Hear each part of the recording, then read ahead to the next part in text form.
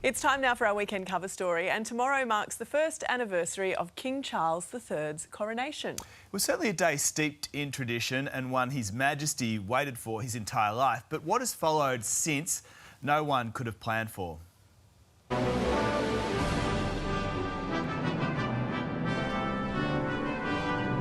The King's crowning moment. God save the King!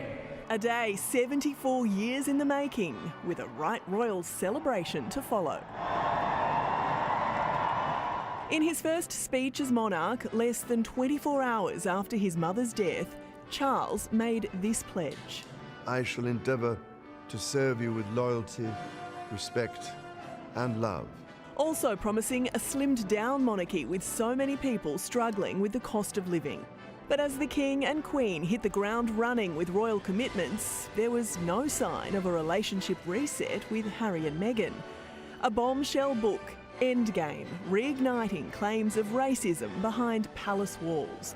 Two senior royals named and accused of discussing Prince Archie's skin colour. The royals who are named in this book are King Charles and Catherine, Princess of Wales. But the biggest moments of the King's first year since his coronation were still to come. In February, the palace announcing Charles has cancer. Weeks later, Catherine apologised for sharing an edited photo, sending social media into a further frenzy over her whereabouts. And then this message from the princess revealing she too has cancer. My medical team therefore advised that I should undergo a course of preventative chemotherapy, and I'm now in the early stages of that treatment. A whirlwind first year on the throne for the King, with the weight of the monarchy on his shoulders. Has it been a rollercoaster? For more, we're joined this morning by author of new biography Charles III, The Inside Story, Robert Hardman. Robert, good morning to you. Thanks so much for your time on Weekend Today. I mentioned the words rollercoaster. It's certainly been that, hasn't it? How would you summarise the King's first year since that coronation? Well, Clint, I mean, as you say, roller coaster. I mean, it's certainly been unbelievably dramatic at times. It's been very turbulent at times, both obviously on the domestic front, as you mentioned earlier, with some of the relations, particularly with California, not being all that they would, and at the same time, you know, yes, there's this uncertainty. It's particularly the start of the year.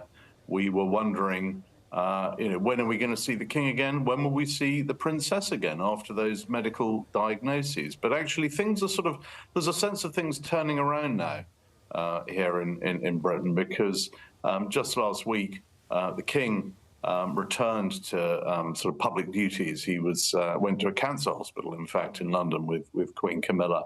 And I was there for that. And it was actually for a visit to a cancer hospital. It was a very upbeat moment, because this was sort of the King back doing what he likes most, meeting crowds, being among people, something he couldn't do for several weeks or indeed months on doctor's orders. But he is now getting back out and about more. The Princess, for the moment, is still she's undergoing her treatment. She's asked for time and privacy and space, and that's what's happening at the moment. But again, the noises from inside the palace are positive. They're certainly not downbeat. So I think over the next weeks and months, you are going to see the monarchy on a more upward trajectory. But as you say, if you look back to May last year on this anniversary, it has been an extraordinary era, if you like, in royal history. Well, when you look back at that, one of the things that Charles set out to do was slim down the monarchy and have fewer people sort of representing the throne. Then you've had all these illnesses. Do you think that's going to change his plans? No, I don't think so, because you can't really do anything about it. I mean, the thing about the monarchy is that it evolves all the time, but you can't suddenly drum up reinforcements. At a time like this, obviously, were the Duke and Duchess of Sussex to be around, it would be immensely helpful. But that's not going to happen, because they've decided to make a new life for themselves in America. So the situation is as it is. But, the monarchy's sort of been through these crises before. I don't see this as a crisis. I think there's some big challenges right now. And as you say, the slimmed down monarchy suddenly got a bit slimmer. But if you look back to the 90s, to the period around all the domestic problems then, the Windsor Castle fire, huge debates about finances and tax, and then the famous Diana Panorama interview, and of course then the tragedy of Diana's death. I mean, that 5-year period from 1992 to 1997, I think that was definitely the low point for the monarchy certainly in my lifetime, and really since the abdication. That was big. This is of a different order. I mean, at the moment, the popular view and the general sense in Britain is one of enormous support for the monarchy and for the king, great sympathy, but everyone wanting to see him back out and about. So the affection is there. It's not the sort of bleak outlook that it was in the 90s.